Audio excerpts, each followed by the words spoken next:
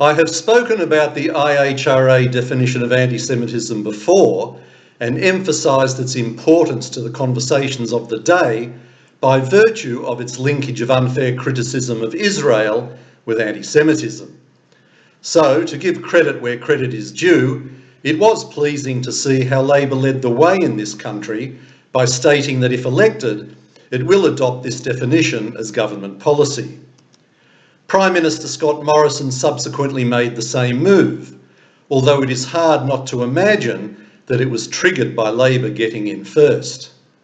In fact, when the AJA was in Canberra earlier this year, a senior staffer to the Minister of Foreign Affairs told us that the IHRA definition was not on their radar, and anyway, it was unnecessary as Australia had other laws that cover the same areas of Jew hatred.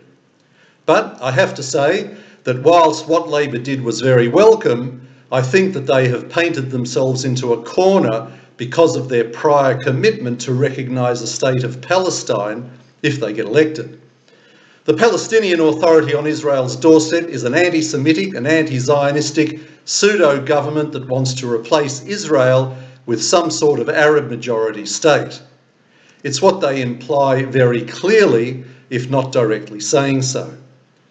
The language the Palestinian government in waiting uses flagrantly violates the very essence of the IHRA definition of anti-Semitism. So how does Labor reconcile these two conflicting positions?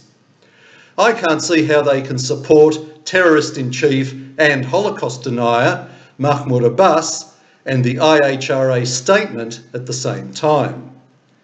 Thanks to Palestinian Media Watch, we have a litany of anti-Semitic and anti-Israel statements attributed directly to Mahmoud Abbas, such as Jews defile and desecrate the Al-Aqsa Mosque by visiting the Temple Mount. Abbas has also said that the Jews' social role and usury caused the Holocaust, and Jews were hated, he said, because of their own behaviour. And then there are maps and cartoons from the Palestinian Authority that regularly erase the entire state of Israel, saying there is no Israel in any borders, only Palestine. So tell me, how is Labor going to deal with these very obvious violations of the IHRA definition of anti-Semitism and embrace Abbas as leader of some mythical state of Palestine all at the same time? But once the definition is formally adopted, there are other ramifications that will need to be addressed. Presumably, these will be easier for our current coalition than for Labor, but either way, they will need to be dealt with. Al Jazeera published an opinion piece recently on their website titled "Why It Is Crucial to Keep a Spotlight on Israel's Apartheid," another flagrant breach of the definition. So will the current government, or a Labor one, do something about Al Jazeera material being frequently used on the ABC? And then there's the Greens, whose Senator Janet Rice made a statement to Parliament in May this year expressing the Australian Greens' solidarity with Palestinian people and condemning both Israel's actions and Australia's silence against, quote, Israeli apartheid. And of course, not so long ago, we had the issue of Barrister Julian Burnside likening Israelis to Nazis. All of these examples would qualify as anti-Semitic under the IHRA definition, so it is not hard to see why the left are so upset about it.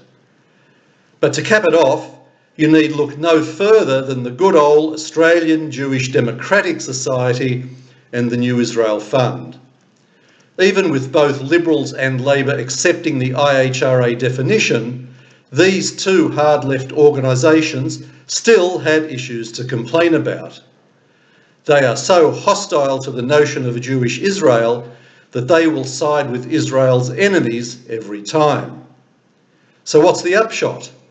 The IHRA definition of anti-Semitism has been adopted, and that's a good move. It's something the AJA has advocated vigorously for since 2019. Now we need to ensure that it gets used properly, starting with its application to educational institutions and the media. Otherwise, it remains just a token act of support for Jewish Australians. This is Alan Friedman for the Australian Jewish Association.